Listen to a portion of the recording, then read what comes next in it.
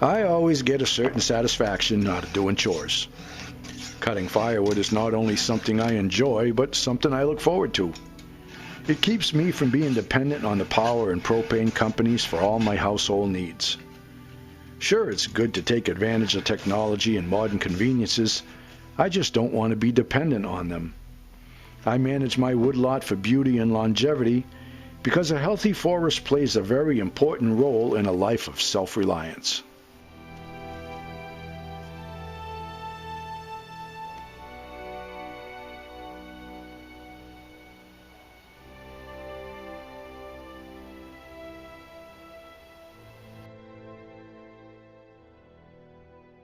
You know, I've been coming to the same area on my property year after year to cut my firewood, and I never take any healthy trees. All I take is standing dead, diseased, and broken trees.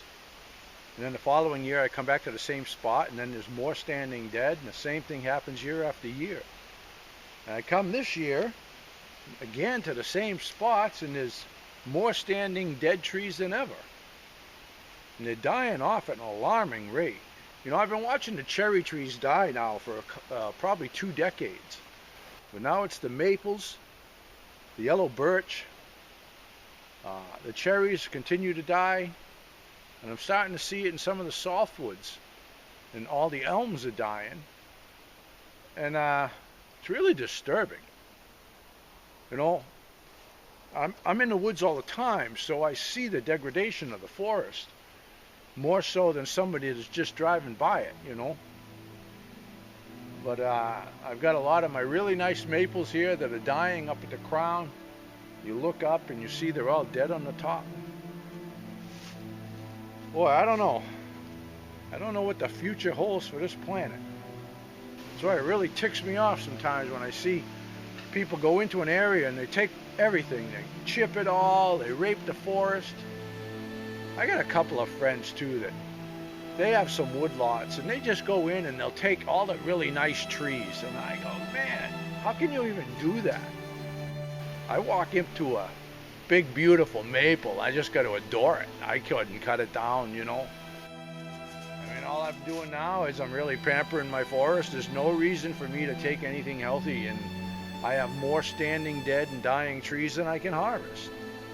Every year I go, well, I'm going to go to another section of my forest. You know, I got 124 acres here. And I keep saying I'm going to go to the other end of my forest, but I keep coming to the same spots, finding more and more standing dead trees. My forest is getting thinned out. Really worrisome. But there's nothing I can do about it.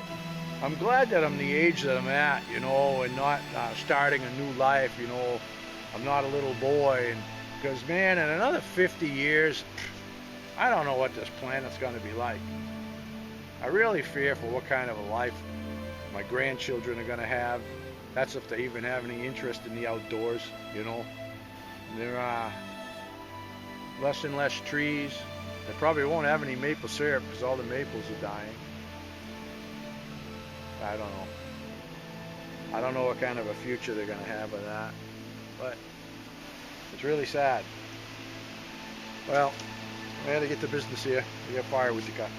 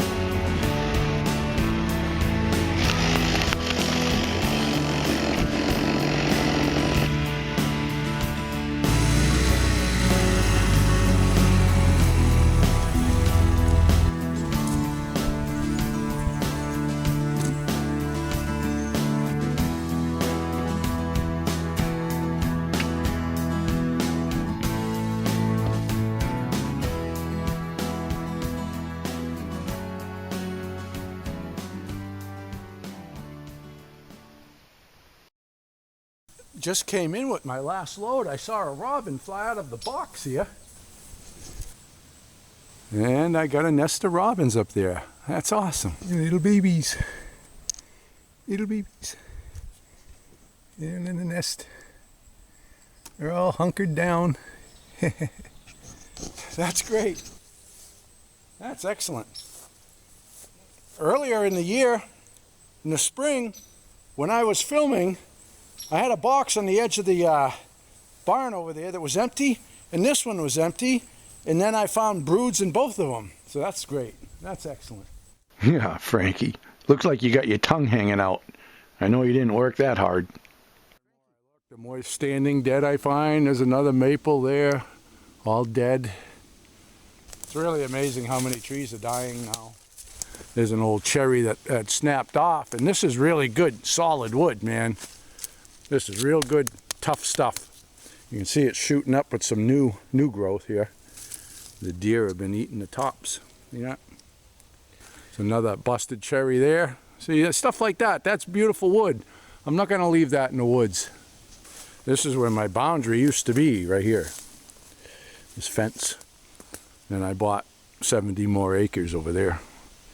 And it's nice forest. There's another cherry there. See? It busted off a long time ago and standing dead now.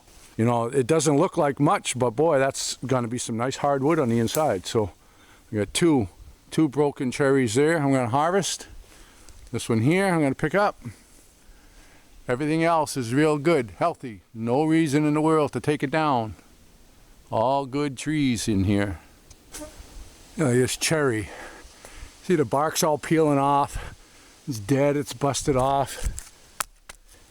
See some rot down there. It doesn't look like much at first glance, and people would just pass it up all the time. But on the inside of that, that's going to be rock hard, going to burn hot. And leaving it out here, it's foolish. This is the cherry I was just discussing. You can see it was all rotted on the top. The stump was all rotted, and the bark was peeling right off of it here. You know, see how good and hard and dry that is?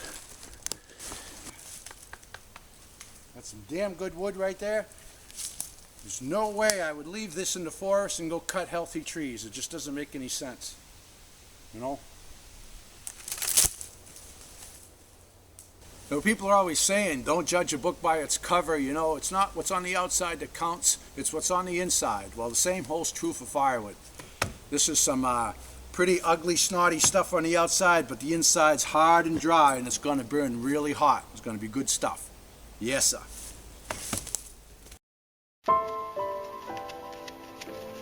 What is it about an apple when you slice it with a jackknife and you eat it that way?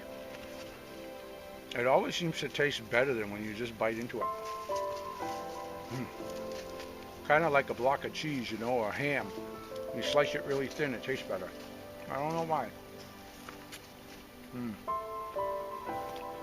Especially with a red jackknife. You gotta have a red jackknife.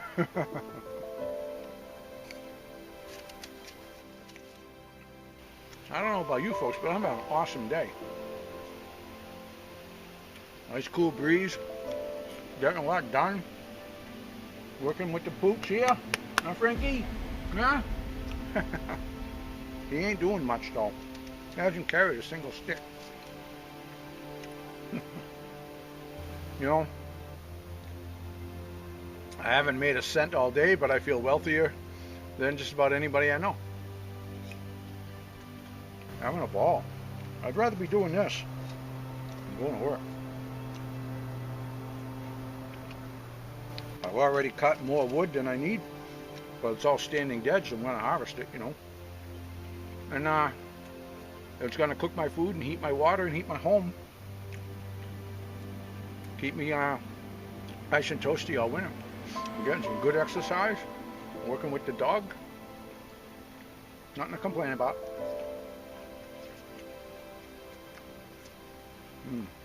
Good apple. I'm telling you, it's a red jackknife. A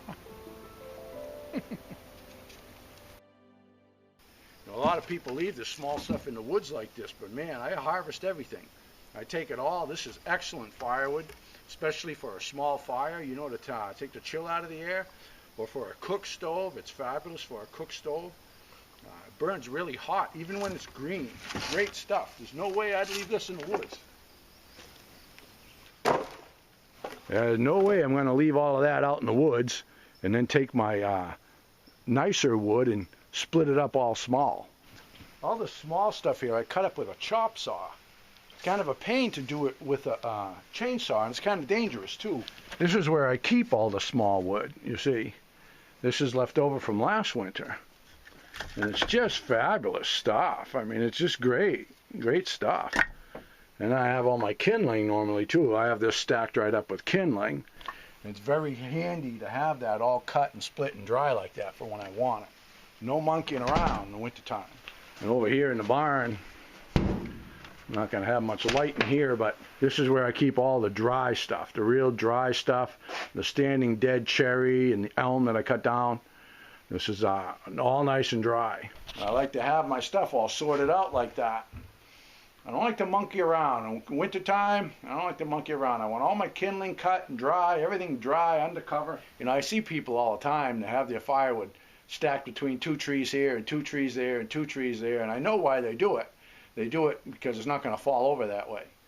But it's kind of ridiculous, you know. Just put it all in one big square and cover it all up. You got it scattered all over between 2 trees all over the place. Right, so what are you going to do? Just throw a top over every single one? That's ridiculous. You know, just put it all in one square. If you don't have a woodshed, cover it up with all one tarp. You got it scattered out between trees, and 2 trees here, 2 trees there, and 2 trees there, and 2 trees there. Kind of ridiculous. You can always tell the city boys from the country boys by the way they stack their wood. Well, I hope, if nothing else, that this video will encourage some folks to open their eyes a little bit more when they're in the woods, if they're harvesting on their own land. Take a closer look at some of the standing dead, and by all means don't overlook any of the cherry. The poplars and the birch species, if they've been standing dead for more than a year, chances are they're all punky and kind of worthless. But the cherries are fabulous wood. By all means, don't overlook it. I mean, I just harvested, this stack is about 40 feet long and ranging between 4 and 5 feet tall, and they're all 4-foot lengths. And it's all standing dead from my property. There was a few green ones that were broken off from the wind that I harvested, but aside from those few, everything else is just standing dead. I've got a lot of beautiful wood here, and I didn't damage my forest whatsoever. You know, there's a lot of maples out there that are hollow on the inside, but you look up them and they still got some green branches with leaves on them, and they're still got some life to them, and chances are they're going to drop some seeds and help regenerate some new growth. And I don't need to take those down right now. Their life isn't over yet. Now this stuff here that I harvested, its life is over, and now it's going to serve a new purpose. It's going to heat my home, heat my water, and cook my food for me all winter long. So it's just a wonderful thing. So anyway, I got some good exercise, and now I got some more work to do. I'm going to get it all cut up, split the big stuff, and stack it in the barn. Yes, sir.